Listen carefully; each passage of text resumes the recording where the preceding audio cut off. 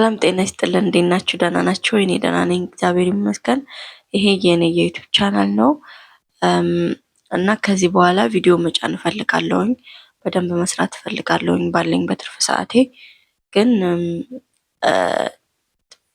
ብዙ አይዲያ አለኝ፣ ግን እኔም መስራት የምፈልጋቸው አይዲያዎች አሁን ካለሁበት ቦታ ሁኜ የምሰራቸው አይደሉም። ሌላ ጊዜ የምሰራቸው ናቸው ማለት ከዚህ ከሄድኩ በኋላ ምናምን መስራት የምችላቸው አይዲያዎች ናቸው ያሉኝ። እዚህ ሆኜ መስራት የምችለው ደግሞ በጣም ብዙ ሳወጣና ሳወርድ በቃ የሆነ የመጣልኝን ሀሳብ መስራት የምፈልገውን አጋጣሚ ምናምን እየተጠቀምኩኝ ሰራለሁ ብዬ አሰብኩኝ። ግን በዋናነት የሰዎች ታሪክ ላይ ለምሳሌ የሰዎች እውነተኛ ታሪክን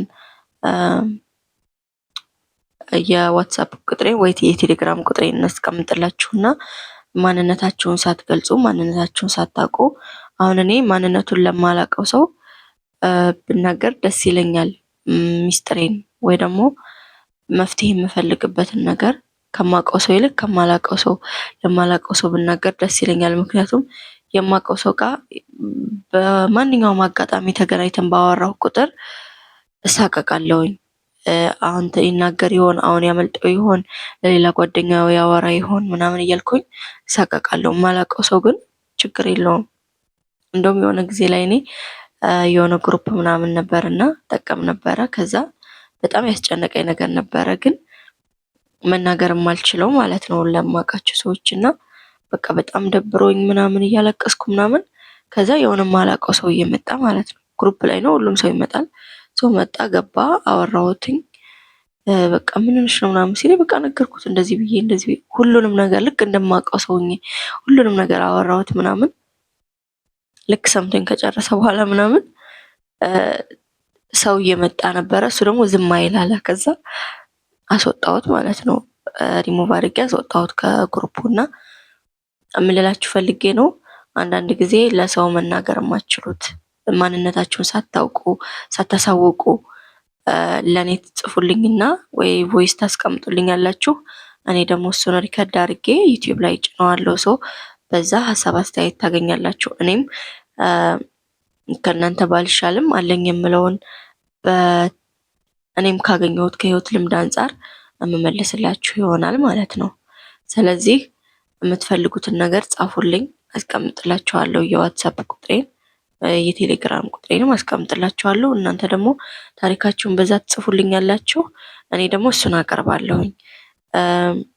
እስከዛው ቪዲዮ የሰው እይታ ደርሶ እናንተ እስከምጽፉልኝ ድረስ እኔ የማውቃቸውን ታሪክ ሳላስፈቅድ ሳይሆን አስፈቅጄ የማውቃቸውን ታሪክ በዙሪያ ያሉት ሰዎችን ታሪክ እስከዛው ድረስ አቀርባለሁ ማለት ነው።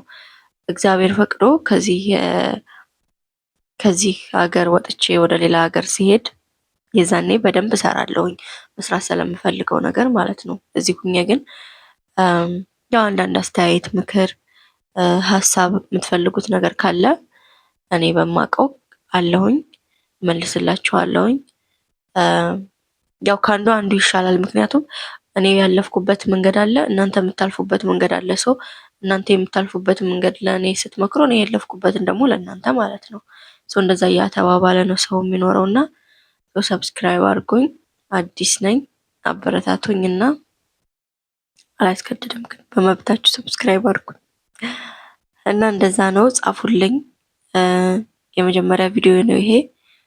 ስለዚህ የመጀመሪያ አይደለም፣ ብዙ በሙዚቃ ምናምን አድርጌ ሰው ጋር ይደርሳል አይደርስም የሚለውን ለማየት ሞክሬያለሁኝ እውነት ለመናገር እና እንግዲህ እንደ እግዚአብሔር ፍቃድ አብረን ወደፊት ብዙ እንኖራለን ብዬ አስባለሁኝ።